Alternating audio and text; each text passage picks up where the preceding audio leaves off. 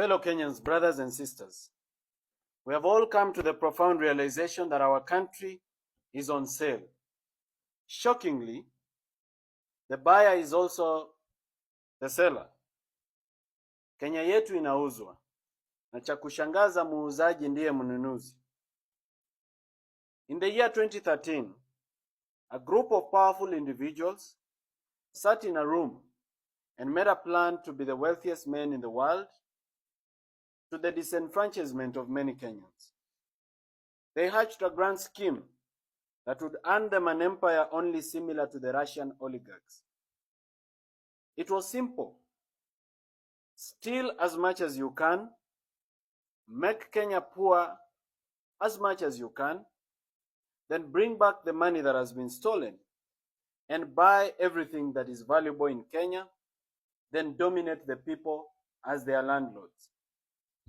However, they had to overcome one obstacle.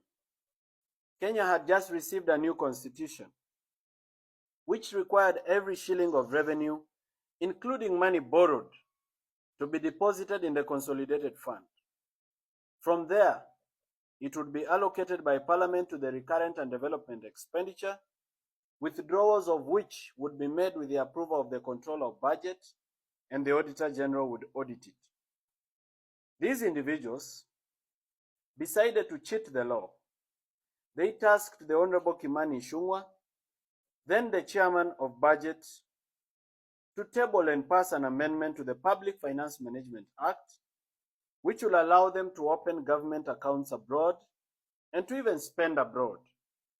The unconstitutional law allowed them to open several accounts across the world without parliamentary approval, borrowing money on behalf of the people of Kenya, stealing it without getting to the consolidated fund.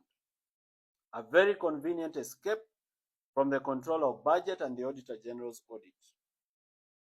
Since that time, fellow Kenyans, our country has been robbed in a despicable manner. So much money has been stolen that the figures look absolutely unbelievable. It is even difficult for me as Morara Kebaso to make Kenyans understand the magnitude and billions of trillions when most of them have never touched a million shillings in their life. This money was stashed abroad in bank accounts across various continents, from Hong Kong to Cayman Islands, to Jersey City, to Dubai, to Panama, to Malta. Money was stolen and kept abroad. This money was meant for your health care. It was meant for your children's education. It was meant for your own education. It was meant for development projects across the nation that would save Kenya and that would give millions of jobs. And it was stolen with uttermost greed and reckless abandon.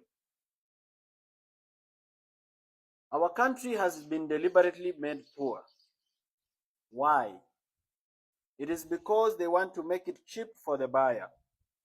State corporations that employ very many Kenyans have been run down to intentionally make losses so that these individuals can justify privatization of these institutions. The hyenas of Kenya have decided they want to eat their own children, and they have accused them of smelling like goats. Unfortunately, the hyenas want to eat everything, including national assets that are sensitive to national security. A case in point is the Jomo Kenyatta International Airport. The Kenyan law does not permit any Kenyan to buy any public asset unless through a very tedious process under the Asset and Disposal Act and many other laws. But here comes a foreigner who has been permitted to own 20% of our airport after a 30-year lease. What a shock! Something that any Kenyan cannot be allowed to do, regardless of how much money they have. And yet these are foreigners, and they are allowed to own this. The purported foreigners are not even foreigners. They are proxies for Kenyans who hide behind foreign names and foreign faces. Our money that has been stolen since 2013 when Uhuru Kenyatta was president has started coming back through proxies in the face of investors. They call it public-private partnership or privatization or foreign investment. Very sweet words for state capture and money laundering. In February of 2024, the Cabinet of Kenya, led by President William Ruto, approved the following state corporations for sale.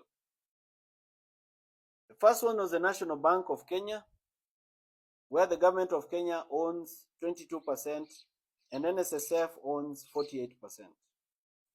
Consolidated Bank of Kenya, where the Deposit Protection Fund owns 50% on behalf of the government of Kenya.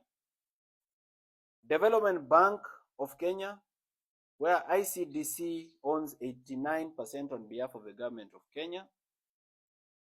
Agrochemical and Food Corporation ADC, where ADC owns 28% and ICDC owns 28%, all on behalf of the government of Kenya. These are state corporations that were supposed to be sold or privatized. Kenya Wine Agencies, 72% is owned by ICDC.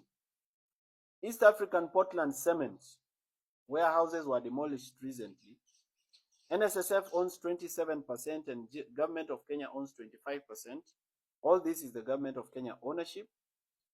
Kenya Meat Commission was to be privatized, where the government owns 100%. New KCC, ya maziwa, government of Kenya owns 100%. The Numerical Machining Complex, under the Kenya Railways Corporation, 51% owned by University of Nairobi and 49% owned by Kenya Railways Corporation. Miwani Sugar Company, which is under receivership, the government of Kenya owns 49%. Muhoroni Sugar Company, where ADC owns 16%. Cabernet Hotel, where Kenya Trading Corporation owns 98.2%. Mount Elgon Lodge Limited, Kenya Trading Corporation owns 72%. Kitale Municipal Council owns 13%. And Trans Nzoia County Council owns 13%. These were to be sold, all of them. Golf Hotel Limited, Kakamega Municipal Council owns 20%. Sunset Hotel, Kenya Trading, KTDC owns 95.4% and Kisumu City owns 4.6%. Kenya Safari Lodges, KTDC owns 63%. KWS owns 0.02%.